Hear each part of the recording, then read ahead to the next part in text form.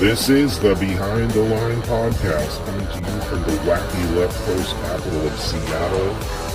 News from the Pacific Northwest, the left coast, the U.S., and the world that matters. Stories the MSM won't talk about. Deciphering the truth through all the lies. For more, visit BehindTheLinePodcast.com. There are moments in history when a nation is forced to confront reality. Not the version crafted by politicians, not the narrative sold by media, but the cold, unvarnished truth. This week, America hit that moment head on. 2 Afghan nationals, both admitted into the United States through Operation Allies Welcome, were arrested within days of each other. One filmed himself planning a bombing in Texas, the other ambushed and opened fire on National Guard members in Washington, D.C., killing 20-year-old Sarah Beckstrom and critically wounding 24-year-old Andrew Wolf. And he didn't come across the border. He didn't sneak through a fence. He wasn't smuggled in the dead of night. He was flown here, approved here, settled here. He lived in Bellingham, Washington, right in our backyard. Following the attack, Bellingham Mayor Kim Lunn issued a formal statement praising the courage of the wounded guardsmen and promising cooperation with the FBI investigation. Well, isn't that great? Obviously, you should be cooperating with law enforcement in any investigation.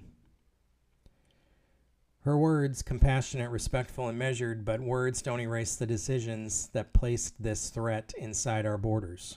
Words don't stop bullets. Words don't undo bad policy. Officials quickly distanced the community from the attacker. This is the action of one person, not the values of Bellingham or Washington. Maybe so, but this was never about values. This was about policy, decisions, and failure. Because Rahmanullah Lakanwal wasn't just one man, he was one man outside of thousands admitted without proper vetting. One spark in a powder keg we built ourselves. Just one day before the D.C. attack, Texas authorities arrested 28-year-old Mohammed Dawood Al-Akazi, another Afghan migrant admitted under the same program. The day before the D.C. attack. Did you hear about that? Before the attack happened? No, you did not.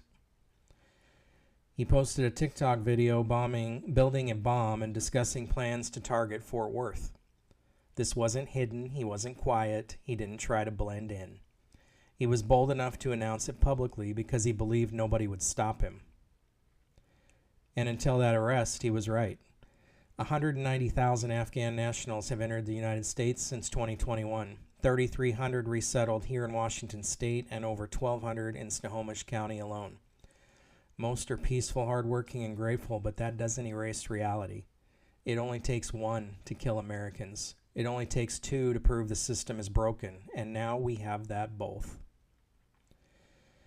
This week, internal caseworker emails from 2024 were leaked, giving the public a disturbing look into the mindset and decline of Rahmanullah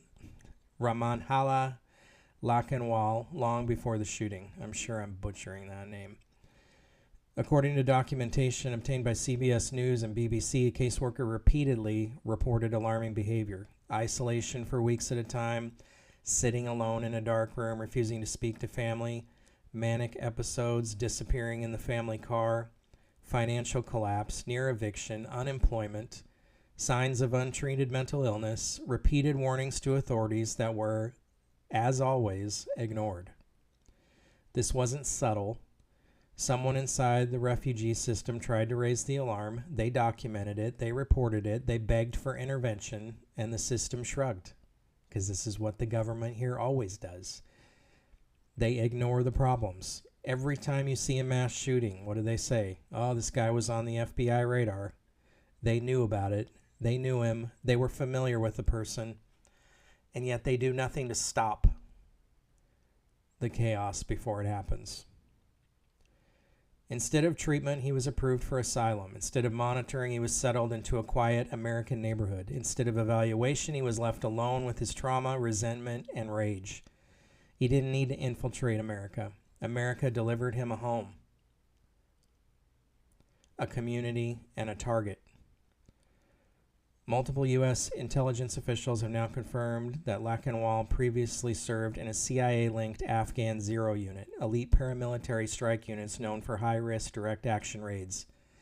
Death squads is what they call them. These men were hardened by war, trained in violence, conditioned to fight without hesitation. Some were heroes, some were time bombs. We couldn't tell the difference, and we let them in anyway. Homeland Security now admits what leadership refused to acknowledge. Lakanwal was radicalized here after arriving in the United States.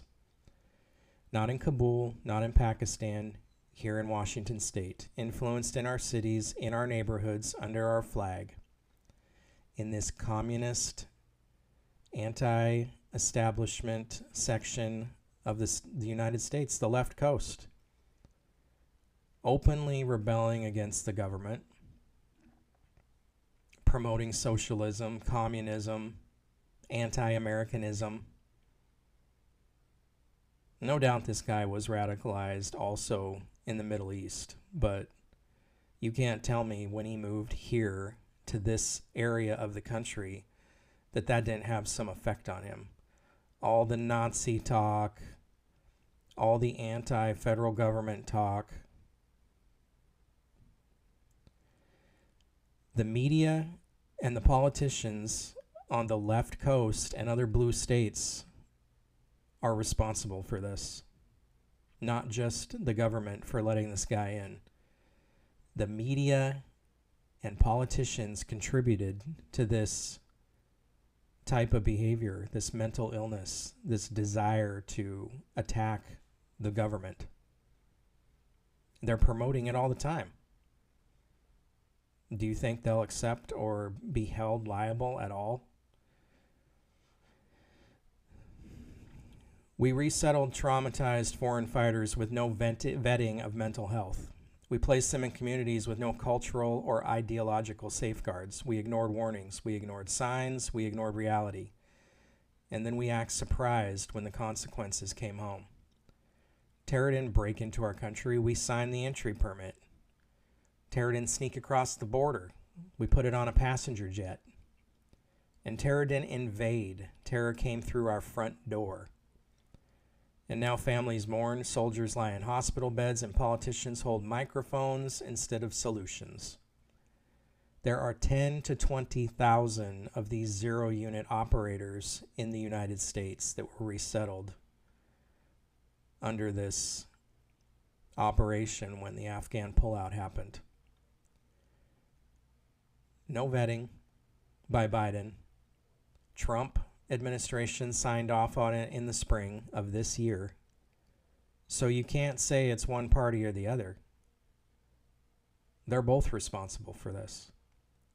And there were Americans left behind in Afghanistan. I had family that worked for the State Department in the embassy in Afghanistan who had to find his own way home.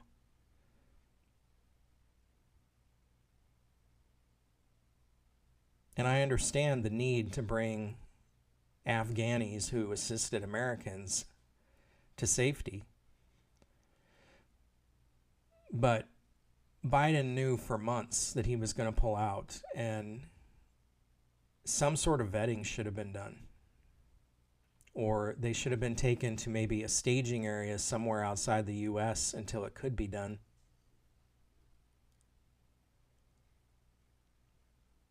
This is just failure of the system as usual.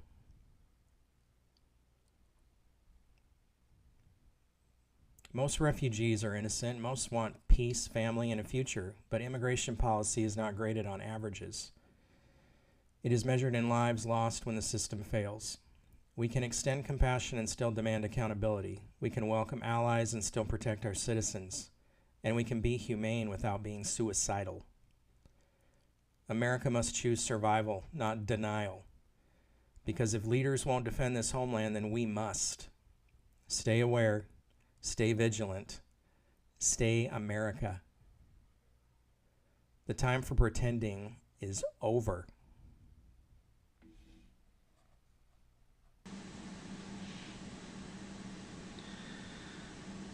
America is facing a hard truth. We brought in thousands of Afghan zero-unit fighters after the chaotic withdrawal, elite paramilitary operatives who served alongside the CIA in one of the most violent shadow wars on Earth. These weren't ordinary refugees. They were war-seasoned commandos, trained killers, and men who lived through years of trauma, bloodshed, and psychological strain. And we never properly vetted them. Worse, new evidence now shows that some were admitted despite clear warning signs, untreated mental health issues, and dangerously unstable behavior. The tragic attack in Washington, D.C., carried out by former zero-unit member Lakanwal, proves what many feared. We don't fully know who we brought into this country. These men were recruited for lethal missions, exposed to extreme violence, and hardened by combat. We owe them support and fairness, but we owe American citizens safety first. Trauma, radicalization, and instability can turn even a former ally into a threat if left unmonitored. And a lot of the special operations guys said they didn't trust a lot of these people, including Lakanwal, who were embedded with American troops. Do we listen to any of these people? Do we listen to the caseworkers giving warnings? Do we listen to the soldiers who worked with these people? No, no. Some politician in a faraway place sitting behind a desk who has no combat experience whatsoever is making these decisions. Somebody who knows nothing about war or its effects. All they care about is what sounds good. The caseworker emails and internal warnings about Lakanwal showed systematic failure, red flags ignored, mental illness untreated, and asylum granted anyway. The result, a National Guard soldier is dead, another critically wounded, and a community is traumatized.